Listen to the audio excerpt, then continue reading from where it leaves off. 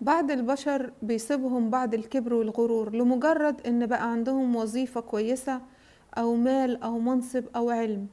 وهنا بتبدأ المشكلة لانه بيشوف نفسه افضل واحسن من الناس التانيين، ويبدأ يصدق ان هو افضل، فيبدأ يتعامل معاهم بطريقة دونية وبطريقة ما ترضيش ربنا سبحانه وتعالى. الكبر واحد من أهم أمراض القلوب اللي ربنا سبحانه وتعالى حذرنا منها، وللأسف إحنا ما بنعرفش ده إلا لما بنقع في المشكلة. ما بنعرفش إن إحنا جوانا كبر إلا لما بنلاقي نفسنا في أزمة أو صادفنا موقف معين اتأذينا فيه، فهنعرف إن وقتها إن كان عندنا كبر وإن إحنا ما تنزلناش أو ما خشعناش للشيء اللي جاي.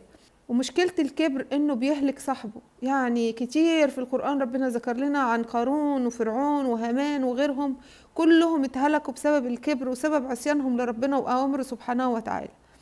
فإذا الكبر مشكلة كبيرة، وبعض الناس ما بتعرفش انهم عندهم كبر زي ما قلت لكم إلا بعدها بفترة، أو ممكن ما يعرفوش انهم عندهم كبر إلا لما يروحوا لربنا سبحانه وتعالى. ربنا سبحانه وتعالى واحد من أسمائه هو المتكبر، يعني هو العالي، هو العظيم، هو الرحيم، هو الكريم، هو اللي في عنده العظمة كلها.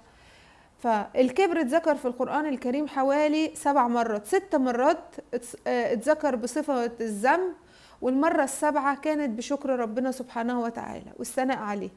فقال ربنا سبحانه وتعالى: بسم الله الرحمن الرحيم، هو الذي لا إله إلا هو الملك القدوس السلام المؤمن المهيمن العزيز الجبار المتكبر. والمتكبر معناها انه متكبر عن ظلم عباده، لان عباده هم اللي بيظلموا نفسهم وهم مش عارفين.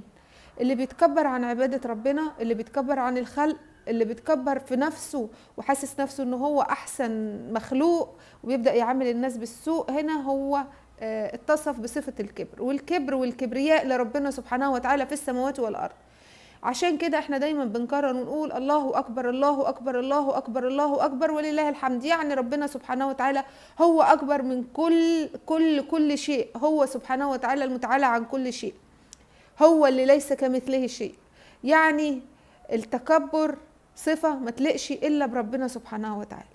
فنرجع للبشر، لما بيجي إنسان يتكبر على زوجته أو يقعد يذلها مثلا لأنه بينفق عليها أو إنه بيشتغل أو كده، دي صفة ذميمة جدا، وبالتالي هتلاقي الزوجة نفرت منه والولاد ومحدش بيقعد معاه وكل الكلام ده. فهو جاب لنفسه يعني حاجات مش لطيفة خالص في حياته، وكذلك عقاب ربنا سبحانه وتعالى بيكون أكبر. ربنا سبحانه وتعالى ما يحبش المتكبرين في الأرض، ما يحبش المتكبر بعلمه أو بماله أو بأي حاجة من كده. يحب الإنسان يكون متواضع، عنده خشوع جوه قلبه، عارف إنه هو قاعد في الأرض دي لفترة معينة وهينتقل لربنا سبحانه وتعالى، عارف إنه هيرجع له. فبيتكبر ليه؟ المفروض ما يتكبرش، والمفروض يكون أكتر تواضع ورحمة بالناس.